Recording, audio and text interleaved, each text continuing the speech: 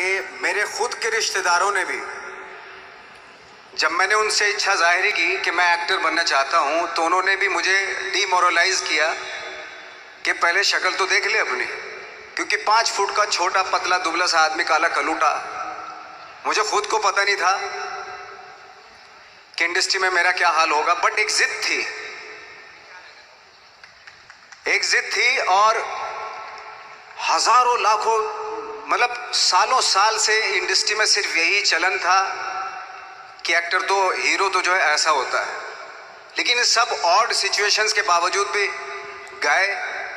लेकिन एक चीज मेरे दिमाग में थी कि जो सब कर रहे हैं वो नहीं करना है, तो अलग क्या करूं, अलग क्या होना चाहिए। उसके लिए ट्रेनिंग की जरूरत थी, जो मैंने नेशनल स्कूल ऑफ ड्रामा में आके ट्रेनिंग ली।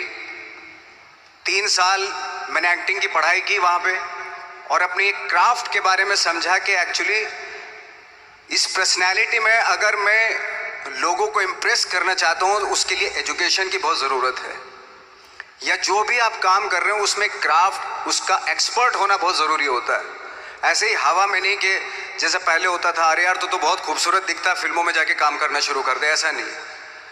किसी चीज़ को बारीकी से जानना, उसके लिए ट्रेनिंग की, एक्सपर्ट्स की, एक्सपीरियंस की ज़रूरत होती है। तो मैंने ट्रेनिंग ली नेशनल स्कूल ऑफ ड्रामा से, और 2000 में मैं पहुंच गया मुंबई। मुंबई पहुंचने के बाद जब हम किसी ऑफिस में जाते थे,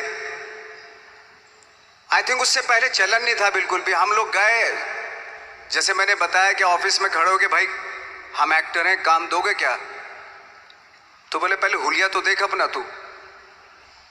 तो ये हर बार सुनने के लिए मिलता था, और वो बात भी सही थी, क्योंकि उससे पहले कभी कोई आपने देखा नहीं होगा कोई इतना बड़ा, कोई इतनी सी पर्सनैलिटी का 5 फुट 6 इंच का आदमी, पतला दुबला सा मरियल सा, कि कभी ये इस तरह के लोग एक्टर भी बन सकते हैं, हीरो भी बन सकते हैं, स्टार भी बन सकते हैं। ऐसा चलन था ही नहीं। मैं कॉन्फिडेंट था बिकॉज ऑफ माई ट्रेनिंग। मैंने ट्रेनिंग ली थी और अपने क्राफ्ट के बारे में बहुत अच्छे से जानता था मैं, और उस चीज का सिर्फ कॉन्फिडेंस था मुझे कि आज नहीं तो कल, कल नहीं तो परसों, या 10 साल या 20 साल या 30 साल के बाद नंबर जरूर आएगा मेरा। मैंने कभी भी अपने को टारगेट नहीं किया, टारगेट नहीं दिया मैंने कि अगर 2 साल ट्राई करके देखता हूं, उसमें अगर हो गया तो ठीक है, वरना कोई दूसरा फील्ड अपना लूंगा। ऐसा कभी नहीं। जिस चीज का पैशन होता है, जज्बा होता है, अगर आप दिल से चाह लो ना, तो पूरी दुनिया झुक जाती है उसके ऊपर। उसको पूरा करने के लिए पूरी कायनात एक हो जाती है कि इस आदमी की जिद के लिए, इस आदमी की जिद के आगे झुकना पड़ेगा, और पूरी दुनिया झुकती है आपकी जिद के आगे। लेकिन आपको जिद्दी होना पड़ता है, आपको बहुत सारे सेक्रीफाइस भी करने पड़ते हैं, क्योंकि ये आपने चाहा है। परीक्षा देनी पड़ती है आपको, जितना बड़ा इम्तिहान होगा उतनी बड़ी परीक्षा भी देनी पड़ेगी। आसान काम नहीं है। छोटे छोटे टारगेट बनाएंगे तो छोटों में निपटारा हो जाएगा। हमेशा अपने आप को टारगेट बढ़ा दो। तो उसके लिए हमेशा अपने आप को अनकंफर्ट जोन में डालो, कि जो इम्पॉसिबल है उसको पॉसिबल करने की शिद्दत, पैशन आपके अंदर होना चाहिए, वो हो जाता है। आज जो दुनिया में इतने सारे एक्सपेरिमेंट हुए हैं, ये सिर्फ इसी बिना पे हुए हैं, पागलपन के जरिए ही हुए हैं ये सारे एक्सपेरिमेंट। एक मैंने कहीं सुना था कि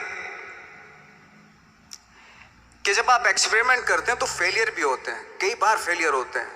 कोई एक एक्सपेरिमेंट करने के लिए, कोई एक चीज करने के लिए बहुत बार हमने भी झेला है, बहुत बार फेलियर हुए हम लोग।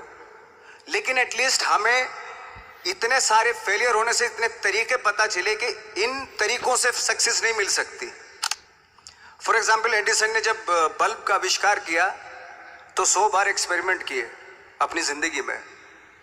100 बार एक्सपेरिमेंट करने के बाद जब उसको पता चला कि अरे फॉर्मूला तो ये था बल्ब बनाने का, तो एटलीस्ट उसके साथ साथ उसको ये भी पता चला कि 100 जो तरीके हैं, 100 तरीकों से बल्ब नहीं बनता, ये भी पता चला उन फेलियर्स में उसको।